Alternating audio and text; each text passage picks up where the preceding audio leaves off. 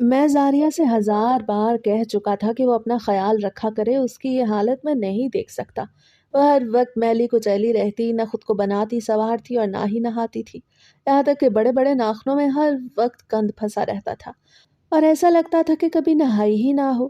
میں اسے نہ جانے کتنی مرتبہ سمجھا چکا تھا، لیکن وہ میری بات سنتی ہی نہیں تھی۔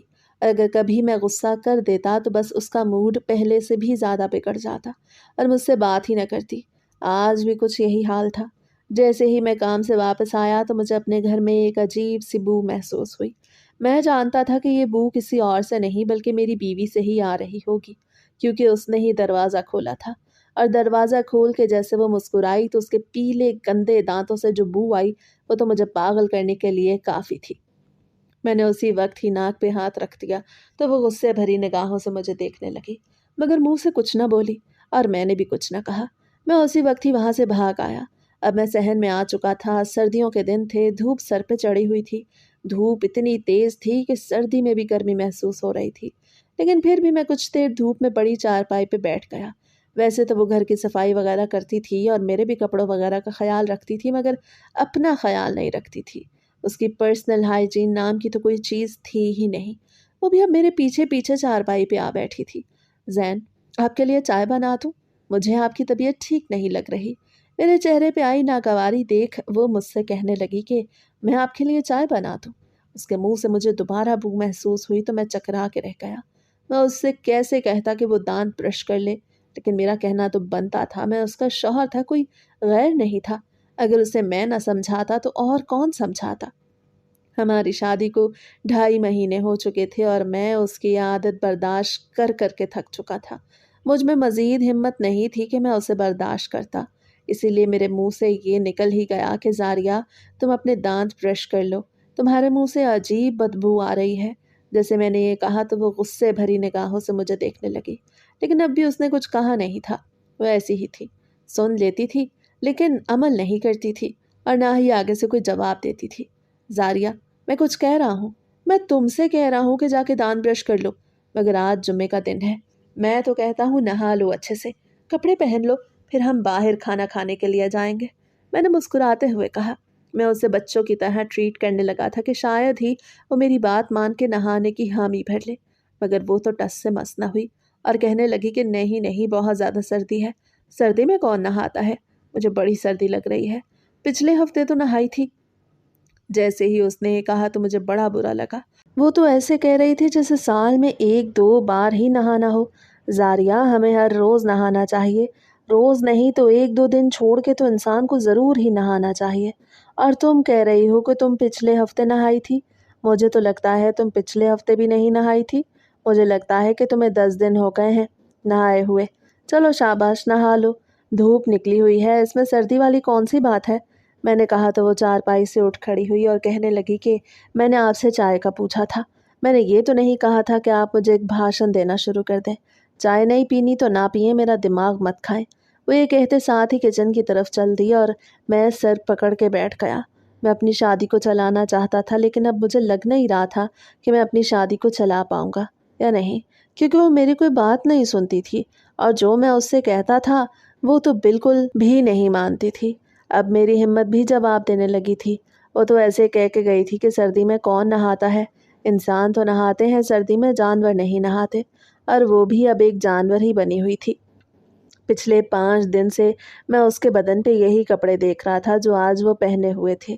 وہ پچھلے 5 دن سے کپڑے بھی چینج نہیں کر پائی تھی، نہ جانے اس کے ساتھ کیا مسئلہ تھا۔ جو بھی تھا مجھے یہ سب منظور نہیں تھا، میں اسے بدلنا چاہتا تھا۔ میں نے سوچ لیا تھا کہ میں اس سے کہوں گا کہ میرے ساتھ رہنا ہے تو ٹھیک طریقے سے رہو، لیکن میں ہر وقت ہی یہ کہہ نہیں پاتا تھا۔ میں سوچتا تو تھا کہ میں اس سے کہوں گا، لیکن نہ جانے اس وقت میرے الفاظ میرا ساتھ کیوں نہیں دیتے تھے۔ وہ کچن میں چلی گئی، شاید وہ کچھ بنا رہی تھی۔ وہ کھانے بھی ٹھیک ہی بناتی تھی، بس اپنی صفائی ستھرائی کا خیال نہیں رکھتی تھی، اور مجھے اس چیز سے بڑی گھن آتی تھی۔ میرا اس کے پاس جانے کو دل نہیں کرتا تھا، اور مجھے اس کے پاس گئے ہوئے اب کئی دن ہو چکے تھے۔ دل نہیں چاہتا تھا کہ اس کے پاس بھی بیٹھوں، حالانکہ وہ میری بیوی تھی۔ میرا اس پہ پورا حق تھا، میرا حق تھا کہ میں اس کے قریب جاؤں، کیونکہ اللہ نے میاں بیوی کا رشتہ ہی ایک دوسرے کو سکون دینے کے لیے بنایا ہے۔ لیکن میں کیا کرتا؟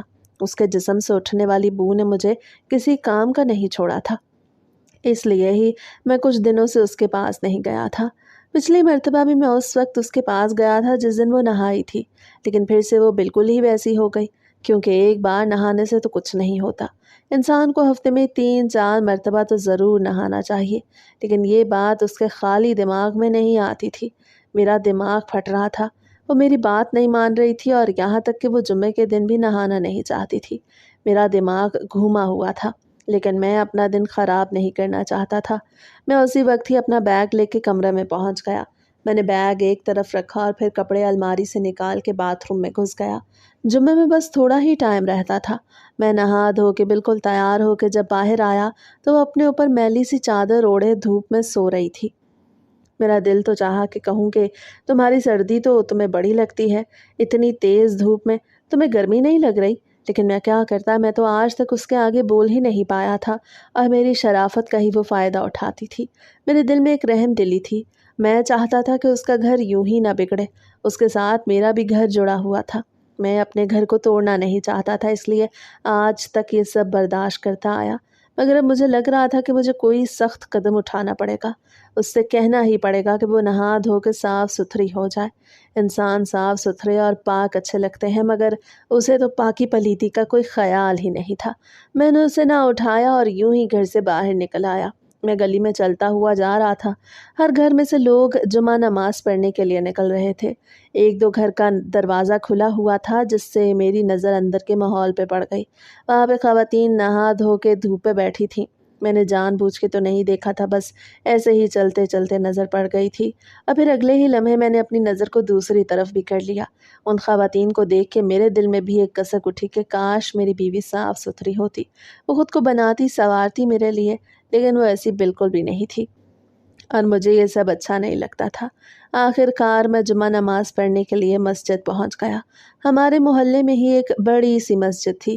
میں وہیں پہ جمعہ نماز پڑھنے کے لیے آیا تھا، اور پھر جمعہ نماز پڑھ کے میں واپس بھی ویسے ہی آ گیا جیسے میں پیدل گیا تھا۔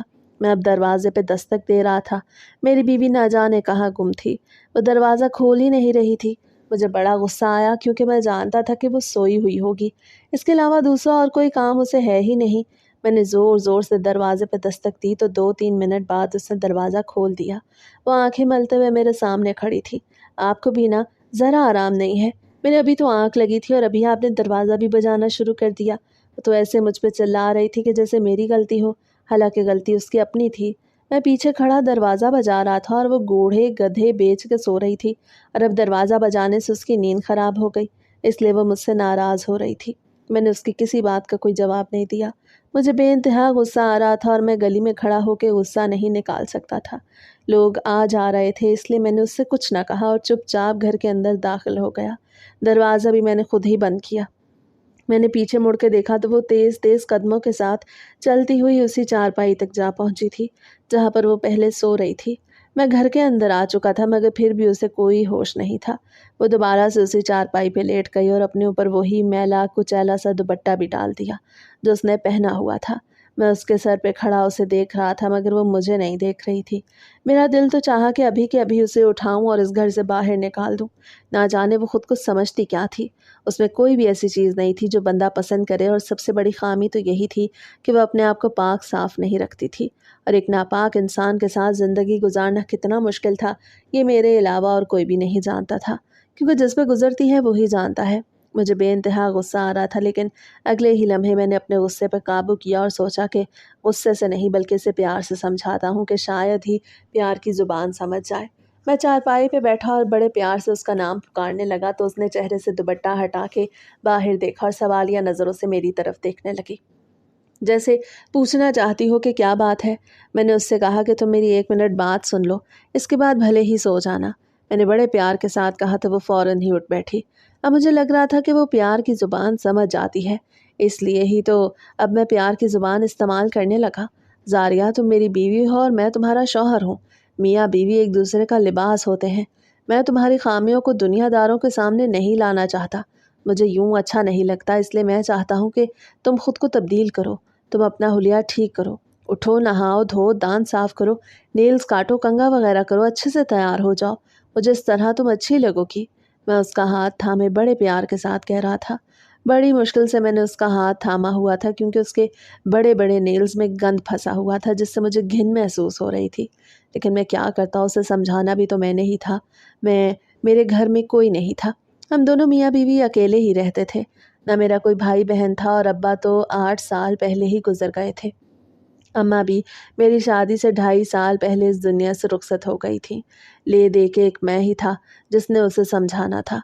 वो बड़े गौर से मेरी बात सुन रही थी और कहने लगी कि ठीक है, मैं अपने बालों को संवारूंगी। इसके अलावा उसने और कुछ नहीं कहा। हालांकि मैंने उससे नहाने और दूसरे काम करने के बारे में भी समझाया था। मैं भी खामोश हो गया। मैंने सोचा कि चलो कुछ तो कर रही है, आहिस्ता आहिस्ता दूसरी बातें भी मान लेगी। मैं उठ के कमरे में चला गया। मैं थका हारा ऑफिस से आया था और फिर नहा धो के जुम्मे पे चला गया। तो अब मैंने सोचा कि कुछ आराम कर लूँ। मैं सुबह सवेरे ऑफिस गया था और फिर उसके बाद मुझे 1 मिनट भी लेटने का वक्त नहीं मिला। मैं कमरे में आके लेट गया तो बड़ी जल्दी मुझे नींद आ गई। जब मेरी आँख खुली तो मगरिब की आज़ानें हो रही थी। हफ्ता इतवार मैंने ऑफिस नहीं जाना होता था, इसलिए मैं गधे घोड़े बेच के सोया था। मेरा कोई काम नहीं था। मगरिब के वक्त मैं उठा तो मैं बहुत ज़्यादा फ्रेश महसूस कर रहा था। अभी मैं बिस्तर पे बैठा ही था कि मेरे मोबाइल पे रिंग बजने लगे।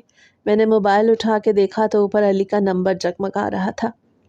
वो मेरा अजीज़ दोस्त था और कितने दिनों से वो चाह रहा था कि हम उसके घर दावत पे आएं। लेकिन आज तक मैंने अपनी बीवी से इस बारे में कोई बात नहीं की थी। मैंने सोचा था कि पहले उसे अपने मुताबिक ढाल तो लूं, इसके बाद ही उसे कहीं लेके जाऊंगा। मैं जानता था कि आज फिर से अली मुझे इसरार करके अपने घर बुलाना चाह रहा होगा। मैंने कॉल अटेंड की और मोबाइल कान से लगा लिया तो अली मुझे सलाम करने लगा। सलाम का जवाब और तबीयत वगैरह के बारे में बताने के बाद उसने वही मुद्दा छेड़ दिया कि बस कल हफ्ते का दिन है, तुम भी घर पे होगे और मैं भी। कल तुम भाभी के साथ मेरे घर आ जाओ।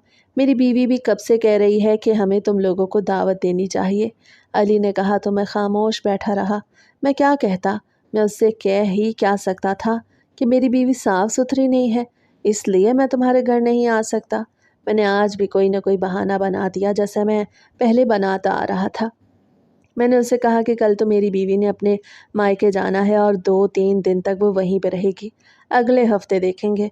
वो मुझसे नाराज़ होने लगा और कहने लगा कि ये तुम ठीक नहीं कर रहे। मैं शादी के दूसरे दिन ही तुम्हारी घर दावत पे आ गया और तुम इतने दिन हो गए हैं, तुम आ ही नहीं रहे। मैंने उसके नाराज़ होने पे उसे समझा दिया कि यार सच में ही ज़ारिया ने अपने मायके जाना है। अगर तुम कहते हो तो मैं अकेला आ जाता हूँ।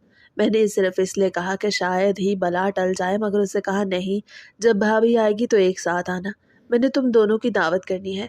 इसके बाद थोड़ी बहुत इधर उधर की बातें हुई और फिर मैंने उससे ये कह के खुदा हाफिज कह दिया कि ज़ारिया मुझे खाने पे बुला रही है। बात ख़त्म हो गई और मैं सर पकड़ के बैठ गया। अब मैं उससे मज़ीद झूठ नहीं बोल सकता था। वो पिछले कई हफ्तों से मुझे अपने घर दावत पे बुलाना चाह रहा था और आज तक मैं झूठ पे झूठ बोलता आया। अब तो मुझे ही शर्मिंदगी महसूस हो रही थी। उसी वक्त मेरे जहन में ख़याल आया, ज़ारिया ने कहा था कि वो खुद को संवारेगी। मैंने सोचा जाके देखता हूँ, शायद उसने नहा लिया हो। मैं बड़ी उम्मीद के साथ कमरे से बाहर निकल आया। बाहर अंधेरा था। सहन की लाइट जल रही थी जिससे पूरे सहन में हल्की हल्की रोशनी फैली हुई थी। किचन की लाइट भी जल रही थी। मैं समझ गया कि वो किचन में ही होगी। मैं किचन में गया तो मुझे अजीब सी बू आने लगी। वो बू कोई जानी पहचानी थी। दरअसल वो देसी घी की बू थी। वैसे तो कोई बू नहीं, खुशबू थी, लेकिन मुझे पसंद नहीं थी। मैंने सोचा शायद वो कुछ बना रही होगी, इसीलिए ही पूरे किचन में ये बू फैली है। मुझे वो बू बिल्कुल भी पसंद नहीं थी, इसलिए मैं जल्दी से किचन से बाहर निकल आया। उसे तो मुझे देखा ही नहीं था। वो दूसरी तरफ रुख किए ना जाने क्या काम कर रही थी। मैं अपने कमरे में आ बैठा। 1 घंटे बाद वो खाना लेके आई तो मुझे वही बू कमरे में भी महसूस हुई। वो मेरे बिल्कुल पास बैठी, अचानक से मेरी निगाह उसके सर पे गई तो मेरा दिमाग ही घूम गया। मैं समझ गया कि वो बू वहीं से आ रही है। मुझे अजीब सी उबकाई आने लगी। उसे सर में देसी घी डाल दिया था और कस के चुटिया बनाई हुई थी। उसका सारा सर ऑयली हो रहा था। ज़ारिया, ये तुमने क्या किया? तुमने बालों में देसी घी लगाया है? मैंने अजीब मुंह बना के कहा तो वो हाँ में सर हिलाने लगी और कहने लगी कि आप ही तो कह रहे थे कि मैं बाल नहीं संवारती। अब संवार लिए हैं तो इस पे भी आपको एतराज़ है। आप तो मेरी किसी बात से खुश ही नहीं होते। उसे बोलना शुरू किया तो फिर बस नॉन स्टॉप बोलती ही गई। वो ऐसी ही थी। जवाब नहीं देती थी तो नहीं देती थी, लेकिन जब देने पे आती थी तो बस मशीन चला देती थी। उसकी बात सुन के मेरा दिमाग मज़ीद ख़राब हो गया। मैं बेचारा जो खाना खाने लगा था, उसी वक्त ही खाने की ट्रे को एक तरफ रखा اور اس سے کہہ دیا کہ ابھی وہ یہاں سے چلی جائے۔ مجھے غصہ آیا ہوا ہے، میں بلا وجہ اس پہ غصہ نہیں کرنا چاہتا۔ میری یہ بات سن کے وہ بھی غصے میں آ گئی اور وہ کھانے کی ٹرے اٹھا کے باہر چلی گئی۔ میرا دماغ گھوم رہا تھا۔ وہ چلی گئی تھی، اسے کوئی فرق نہیں پڑا تھا کہ میں اس سے ناراض ہوں۔ وہ میری بات نہیں مان رہی تھی، میرا دل پھٹ رہا تھا۔ مجھے سمجھ نہیں آ رہی تھی کہ آخر میں کروں تو کیا کروں۔ اب تو مجھے یہ لگ رہا تھا کہ زاریہ سے شادی کرنا میری زندگی کی سب سے بڑی غلطی تھی۔ کاش مجھے شادی سے پہلے پتا ہوتا کہ وہ اس طرح کی لڑکی ہے تو میں ساری زندگی کنوارا رہتا مگر اس سے شادی نہ کرتا۔ مجھے بہت زیادہ بھوک بھی محسوس ہو رہی تھی۔ آفس سے آنے کے بعد میں نے پانی کا ایک گھونٹ بھی نہیں پیا تھا اور اب میں نے کھانا بھی نہیں کھایا تھا۔ وہ کمرے سے باہر چلی گئی تھی اور میں کمرے میں بیٹھا رہ گیا تھا۔ 2-2.5 گھنٹے یوں ہی گزر گئے اور پھر جب رات اچھی خاصی ہو گئی تو وہ کچن کا کام ختم کرنے کے بعد کمرے میں آ گئی۔ وہ بیڈ پہ سونے لگی تو میں نے جلدی سے رخ دوسری طرف کر لیا اور اپنے ناک کو دونوں ہاتھوں سے پکڑ لیا۔ مجھے وہ بو بڑی ہی ناگوار لگ رہی تھی، جیسے اس نے اپنے سر پہ سوار کیا ہوا تھا۔ میں دل ہی دل میں سوچ رہا تھا کہ میرا کیا بنے گا۔ وہ تو نہ ہی میری کوئی بات مان رہی تھی اور نہ ہی خود کو سنوار رہی تھی۔ کمرے میں اندھیرا تھا، شاید وہ سو چکی تھی لیکن میں جاگ رہا تھا۔ مجھے نیند نہیں آ رہی تھی۔ یہی سوچ سوچ کے میرا دماغ پھٹ رہا تھا کہ کیا مجھے ساری زندگی ایسے ہی گزارنی ہوگی۔ میں گھٹ گھٹ کے جیتے اب تھک چکا تھا۔ یہ سب میری برداشت سے باہر تھا، جسے وہ بدلنا نہیں چاہتی تھی، اور پھر یہی سوچتے سوچتے نہ جانے کب مجھ پہ نیند کی دیوی مہربان ہوئی اور میں نیند کی وادیوں میں کھو گیا۔ میری آنکھ کھلی تو وہ بستر پہ موجود نہیں تھی۔ صبح ہو چکی تھی، صبح کے 9 بج رہے تھے۔ آج میں نے دفتر نہیں جانا تھا، اسی لیے ہی میں دیر سے اٹھا۔ میں فریش ہونے کے بعد کمرے سے باہر نکل آیا تو اس نے مشین لگائی ہوئی تھی۔ وہ کپڑے دھو رہی تھی، جس میں سارے کپڑے میرے ہی تھے۔ نہ وہ زیادہ کپڑے اپنے دھوتی تھی اور نہ ہی پہنتی تھی۔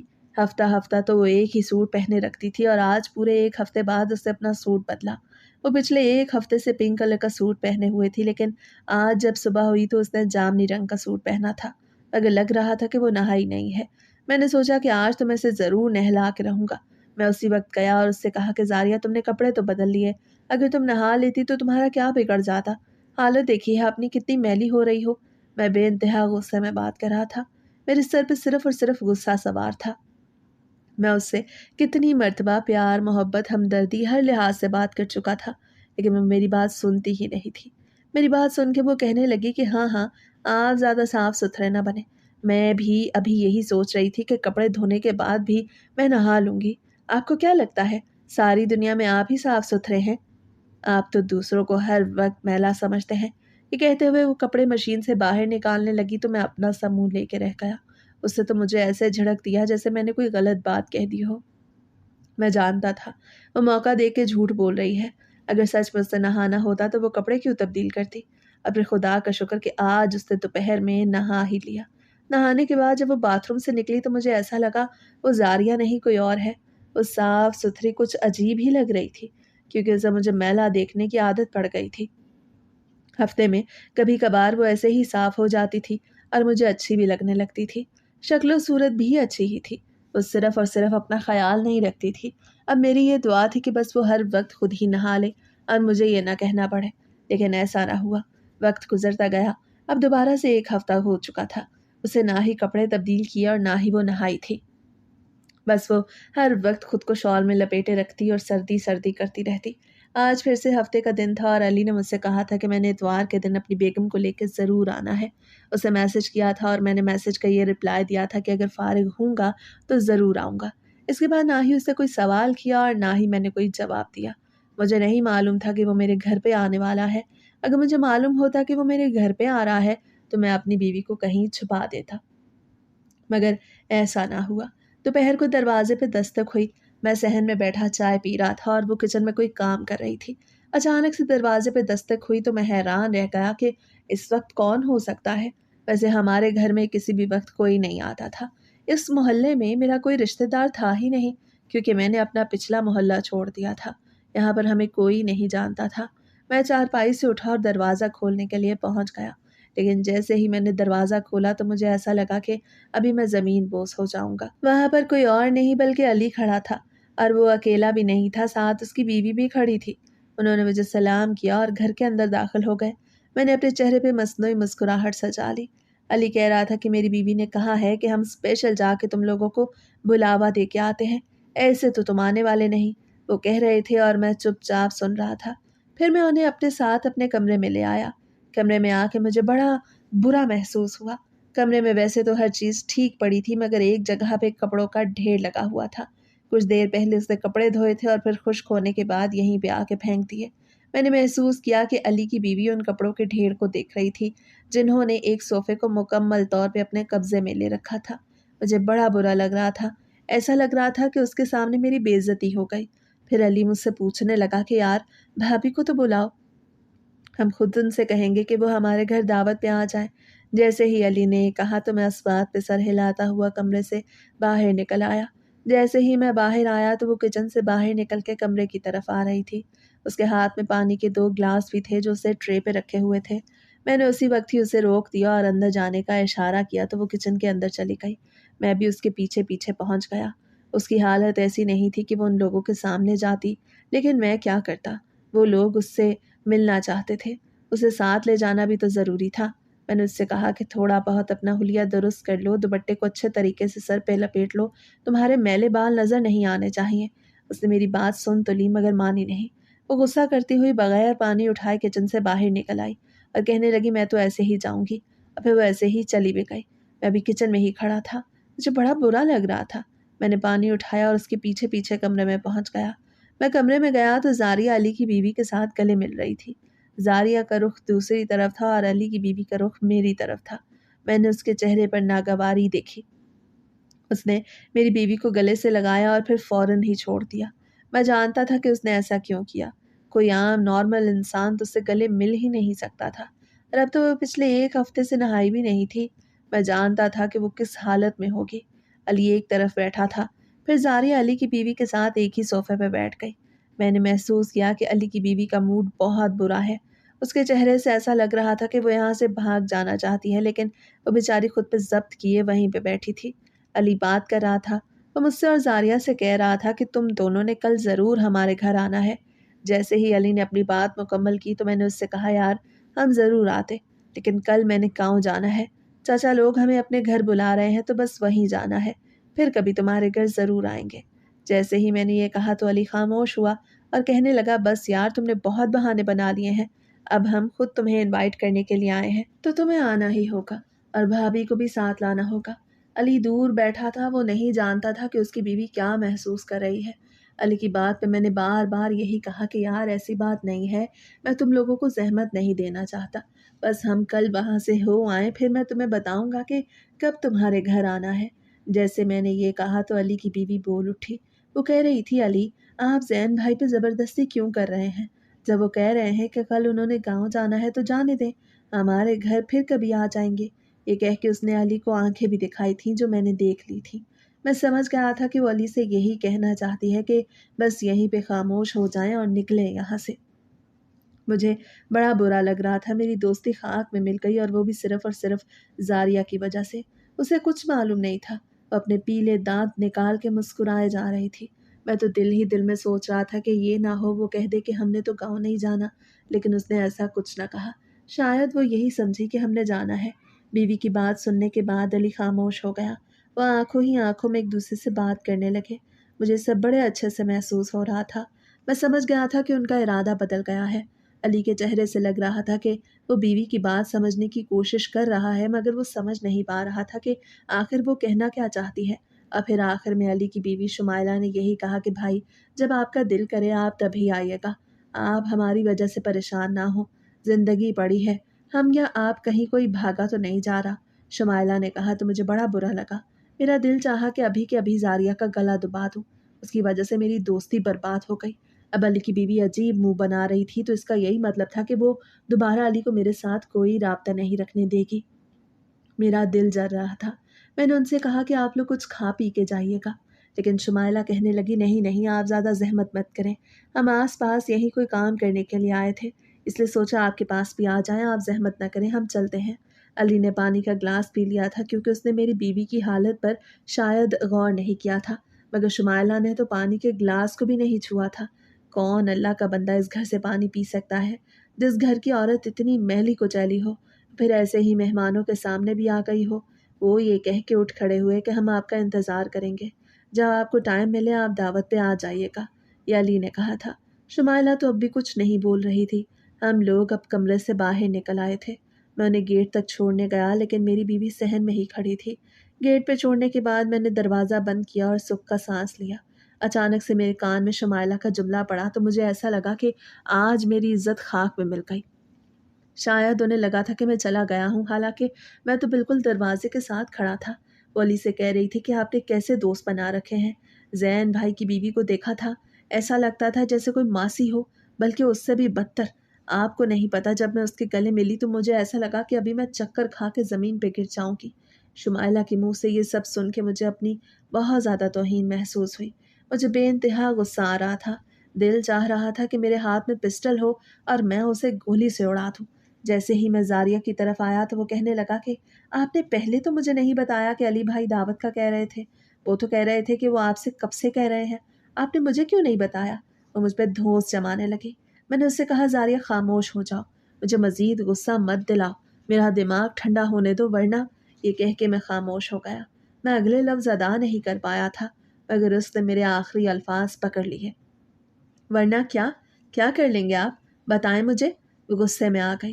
وہ غصے کی تیز تھی، وہ ہر کام کر لیتی تھی، بس اپنا خیال نہیں رکھتی تھی۔ زاریہ حالت دیکھی ہے تم نے اپنی؟ اگر میں تمہیں اس حالت میں ان کے گھر لے جاتا تو شاید وہ ہمیں دھکے مار کے گھر سے باہر نکال دیتے۔ تم نے شمائلہ بھابھی کو دیکھا تھا، وہ کتنی صاف ستھری لگ رہی تھی، اور خود کو دیکھو، تم تو کچرے کی دکان لگ رہی ہو۔ بے انتہا غصے میں تھا، اس لیے بنا سوچے سمجھے بولے جا رہا تھا۔ میری بات سن کے وہ بھی غصے سے چلانے لگی اور کہنے لگی کہ آپ تو دوسری عورتوں میں انٹرسٹ رکھتے ہیں، تو پھر مجھ سے شادی کیوں کی؟ وہ بات کو کوئی اور رنگ دینے لگی تھی۔ مجھے بالکل بھی منظور نہیں تھا۔ زاریہ میرے ضبط کا امتحان مت لو، تمہیں پتہ ہے ایسی کوئی بات نہیں، میں صرف تم سے یہ کہہ رہا ہوں کہ تم اپنا خیال نہیں رکھتی، تم بہت میلی کچیلی رہتی ہو اور یہ انسانوں کے لیے کوئی اچھی بات نہیں، تم تو جانوروں سے بھی بدتر رہتی ہو۔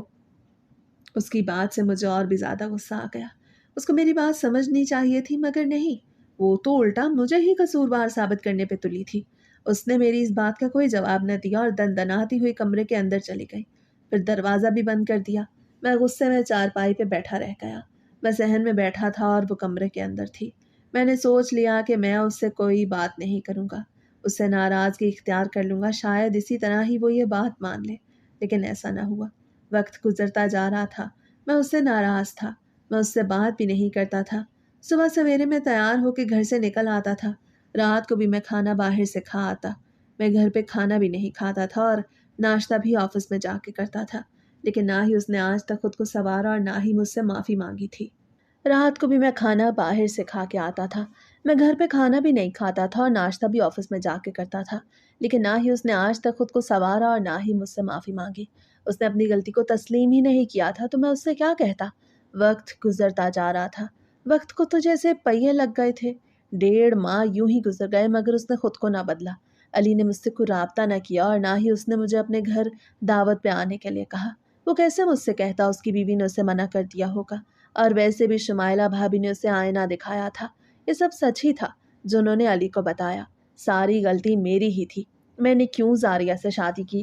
اب مجھے وہ وقت یاد آنے لگا تھا جس دن محلے کی رضیہ بوا نے مجھ سے کہا تھا کہ بیٹا میری نظر میں ایک رشتہ ہے، اب تو تمہاری ماں نہیں ہے تو ہم محلے داروں کو ہی آگے بڑھ کے تمہارا گھر بسانا ہوگا۔ اس وقت میں نے رضیہ بوا سے یہی کہا کہ رضیہ بوا میں یہ ذمہ داری آپ کو سونپتا ہوں، آپ جس سے چاہیں میری شادی کر دیں، بس لڑکی اچھی سمجھدار سلجھی ہوئی ہونی چاہیے جو مجھے اور میرے اکیلے گھر کو سنبھال لے۔ آپ تو جانتی ہیں میرے گھر میں کوئی عورت نہیں ہے، مجھے عورت کی ضرورت ہے۔ اس وقت میرے دل میں بہت ارمان تھے، اسی لیے میں نے رضیہ بوا سے کہا تھا کہ میرے گھر میں کوئی ایسی عورت لائیں جو مجھے اور میرے گھر کو سنبھال لے۔ اور پھر زاریہ میرے گھر میں آ گئی۔ کچھ دن تو ہر چیز ٹھیک چلتی رہی، لیکن شادی کے اگلے ہفتے سے ہی مجھے معلوم ہو گیا کہ وہ میرے ٹائپ کی نہیں، اور اب تو تصدیق بھی ہو گئی تھی۔ آج میں آفس سے بہت تھکا ہارا آیا تھا، آج میں ذرا جلدی واپس آ گیا، میری طبیعت بھی ٹھیک نہیں تھی۔ میں کمرے میں بیٹھا تھا، میں نے زاریہ سے کہا تھا کہ مجھے چائے لا کے دو، لیکن اس نے مجھے چائے لا کے نہیں دی۔ وہ یہ کہہ کے باہر چلی گئی کہ میری طبیعت ٹھیک نہیں، میرے مخصوص ایام چل رہے ہیں، آپ نے جو کرنا ہے خود کر لیں۔ اس کے منہ سے یہ سن کے مجھے بڑا برا لگا۔ وہ آرام سے بھی تو کہہ سکتی تھی۔ وہ چلی گئی تھی مگر میں کمرے میں بیٹھا تھا۔ मुझे कमरे में बहुत ज़्यादा बू महसूस हो रही थी। पहले तो मैंने उसे इग्नोर कर दिया, मैंने सोचा कि ये बू ज़ारिया से ही आ रही होगी। लेकिन अब जब वो चली गई तो फिर भी मुझे बू महसूस हो रही थी। मुझे मतली सी आने लगी। ना जाने कमरे में ऐसा क्या पड़ा था जिसकी वजह से सारे कमरे में बू फैली थी। मैं उसी वक्त ही बेड से उतरा और इधर-उधर देखने लगा, मगर मुझे कहीं भी ऐसा कुछ दिखाई ना दिया जिससे बू महसूस हो। फिर अचानक मुझे ऐसा लगा जैसे वो बू बेड के नीचे से आ रही हो। तो मैं हैरान रह गया कि आखिर बेड के नीचे ऐसा क्या पड़ा है जो इतनी ज़्यादा बू फैला रहा है। मैंने झुक के बेड के नीचे देखा तो मेरा दिमाग घूम गया। मुझे उबकाई सी आने लगी। वहाँ पे उसके मखसूस अय्याम में इस्तेमाल शुदा गंदे कपड़े बगैर धुले पड़े थे, जिनसे ये बू उठ रही थी। मुझे बेइंतहा उबकाई आई और आखिर में मैंने कमरे में ही उल्टी कर दी। मेरा दिल बहुत बुरा हो रहा था। दिल चाह रहा था कि अभी के अभी यहाँ से कहीं दूर निकल जाऊं, जहाँ पे ज़ारिया का नामो निशान भी ना हो। वो कोई इंसान थी या जानवर? वो तो जानवरों से भी बदतर ज़िंदगी गुजार रही थी। मैं भाग कर कमरे से बाहर निकल आया। अब मैं मज़ीद कमरे में खड़ा नहीं हो सकता था। मेरी हालत बुरी हो रही थी। पहले भी मेरी तबीयत ठीक नहीं थी, सर में दर्द था और अब ये बू सूंघ के और वो गंदे कपड़े देख के तो मेरा जी बुरा हो रहा था। मैं सहन में आके उल्टियाँ करने लगा। वो जल्दी-जल्दी किचन से बाहर निकल आई और मुझे देखने लगी, मगर मुझे कोई होश नहीं था। मैं सिंक वाली साइड पे गया हुआ था। जब मुझे कुछ आराम आया तो मैंने मुँह हाथ धोया और कुल्ली करके वहाँ से आ गया। वो सहन में चारपाई पे बैठी मुझे देख रही थी। "ज़ैन, आपको क्या हुआ? आपकी तबीयत तो ठीक है?" जैसे ही उसने ये कहा तो मेरा दिल चाहा कि उसे कह दूं कि तुम ही मेरी ख़राब तबीयत का बायस हो। मैं बेइंतहा गुस्से में खड़ा था। ज़ारिया, ये तुमने क्या तमाशा लगा रखा है? तुमने गंदे कपड़ों को कमरे में रख दिया और फिर वहाँ से उठाया भी नहीं। क्या तुम्हारे माँ बाप ने तुम्हें यही सिखाया है? मैंने गुस्से में कहा तो वो भी गुस्से में चारपाई से उठ खड़ी हुई और मुझे उल्टी सीधी बातें करने लगी। वो फिर से वही कहने लगी जो वो हर वक्त कहती थी कि मैं कोई ज़्यादा साफ बनता हूँ, हालांकि ऐसा कुछ है नहीं। जैसे ही उसने ये कहा तो मुझे पहले से भी ज़्यादा गुस्सा आ गया और मैंने उस पे हाथ उठा दिया। मैंने ज़िंदगी में पहली मर्तबा उस पे हाथ उठाया था और वो भी सिर्फ़ उसी की वजह से। उसने ही मुझे हाथ उठाने पे उकसाया था। मैं उसे थप्पड़ लगा चुका था। अब मुझे खुद ही बुरा लग रहा था कि मुझे ये नहीं करना चाहिए, लेकिन मैं क्या करता? मैं बेइंतहा गुस्से में था और इसके अलावा मैं और कुछ नहीं कर सकता था। वो उसी वक़्त ही रोती-धोती कमरे के अंदर चली गई और फिर 2 मिनट के अंदर ही बैग में थोड़े बहुत कपड़े डाल के घर से बाहर निकलने लगी। तो मैंने उसे रोक लिया। मैं उससे पूछ रहा था कि वो कहाँ जा रही है, मगर वो कुछ भी नहीं बता रही थी और आखिरकार वो घर से बाहर निकल गई। मैं जानता था कि वो अपनी माँ के घर ही जा रही होगी। मैंने भी सोचा कि जाती है तो जाए, इस तरह मुझे भी कुछ दिन सुकून मिल जाएगा। उसके साथ इतनी बद से बदतर ज़िंदगी गुजार के मैं थक चुका था। मैंने उसे वापस न बुलाया और हफ्ता यूं ही गुजर गया। हफ्ते के बाद मुझे एहसास हुआ कि मुझे उसे मना के लाना चाहिए। शायद हफ्ता माँ बाप के घर रहने की वजह से उसकी अकल ठिकाने आ गई हो और अब वो पहले जैसा बर्ताव न करे, लेकिन ऐसा ना हुआ। जब मैं हफ्ते के बाद अपने ससुराल गया तो उसके माँ बाप भी मुझ पे भड़क उठे और कहने लगे, तुमने हमारी बेटी के साथ अच्छा नहीं किया। हमारी बेटी के लिए रिश्तों की कोई कमी नहीं। अब भी उसके लिए हज़ारों रिश्तों की लाइनें लग जाएंगी। तुम बस छोड़ दो हमारी बेटी को।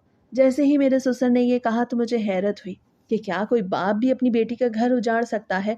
मैं सब कुछ भुला के उसे मनाने के लिए आया था, मगर उनकी अकड़ ही ख़त्म नहीं हो रही थी। तो मैं अभी घर वापस आ गया। 1 हफ्ते के अंदर अंदर तलाक के कागजात तैयार करवा लिया और उसके घर भिजवा दिए। उस हफ्ते के दौरान मैंने एक काम वाली औरत को भी बुलाया जिससे सारे घर को अच्छे से चमका दिया था। मुझे कुछ सुकून आया। इतने अरसे बाद मैंने घर को साफ सुथरा देखा था। मुझे कहीं से भी बू महसूस नहीं होती थी। भले ही मेरा रिश्ता ख़त्म हो चुका था, मैं नाकाम रहा था। मैं अपने शादीशुदा रिश्ते को बचा नहीं पाया था, लेकिन मेरा दिल मुतमईन था। अब मैं सुकून से अपने घर में ज़िंदगी गुजार रहा था। वक्त तो गुजरता गया और मेरी तलाक को 6 माह हो गए। मुझे मेरी कोलीग ने खुद ही प्रपोज कर दिया। वो भी शादीशुदा थी, लेकिन उसके शौहर की 1 साल पहले डेथ हो गई। उसके कोई बच्चे नहीं थे। वो कह रही थी कि उसके माँ बाप उसकी कहीं शादी करना चाहते हैं, लेकिन उसे मैं पसंद आ गया हूँ। मैंने उसके साथ वक्त गुजारा। हम ऑफिस में एक साथ ही होते। मैं जानता था कि वो कितनी अच्छी लड़की है। मैं भी अब अकेला रह के थक चुका था। मुझे भी किसी सहारे की ज़रूरत थी, तो मैंने बड़ी जल्दी उसका हाथ थाम लिया और फिर वो मेरी दुल्हन बन के मेरे घर आ गई। जैसे ही वो मेरे घर आई तो उसने मेरे छोटे से घर को जन्नत बना दिया। वो इतनी साफ सुथरी थी कि मुझे कमरे में किसी भी कोने में डस्ट महसूस नहीं होती थी और वो खुद को भी बड़ा साफ सुथरा रखती। उसे देख के मेरा दिल बाग बाग हो जाता। वो हर वक्त मेरी छोटी छोटी चीज़ों का ख्याल रखती और मेरी हर बात मानती। وہ مجھ سے جھگڑا بھی نہیں کرتی تھی اور نہ ہی کبھی کسی بات پہ ٹوکتی تھی۔ مجھے ان سب چیزوں سے فرق نہیں پڑتا تھا۔ مجھے بس ایک چیز چاہیے تھی جو اس میں کوٹ کوٹ کے بھری تھی۔ وہ صاف ستھری عورت تھی۔ وہ گھر کو بھی چمکائے رکھتی اور خود کو بھی صاف ستھرا رکھتی۔ جب بھی میں گھر پہ آتا وہ تو نہا دھو کے صاف کپڑے پہنے بیٹھی ہوتی۔ اب میری زندگی جنت کا نمونہ بن چکی تھی۔ میں نے زاریہ کے ساتھ جو مہینے ضائع کیے ان کا کوئی فائدہ حاصل نہیں ہوا۔ شاید مجھے یہ سب بہت پہلے کر لینا چاہیے تھا، کیونکہ انسان زیادہ دیر تک وہ برداشت نہیں کر سکتا جو اسے پسند نہیں ہوتا۔ ایک نہ ایک دن وہ زبان پہ آ ہی جاتا ہے۔ میں نے بھی یہ سب چھپانے کی بڑی کوشش کی لیکن کوئی فائدہ حاصل نہیں ہوا، کیونکہ انسان وہی بن پاتا ہے جو وہ اصل میں ہوتا ہے۔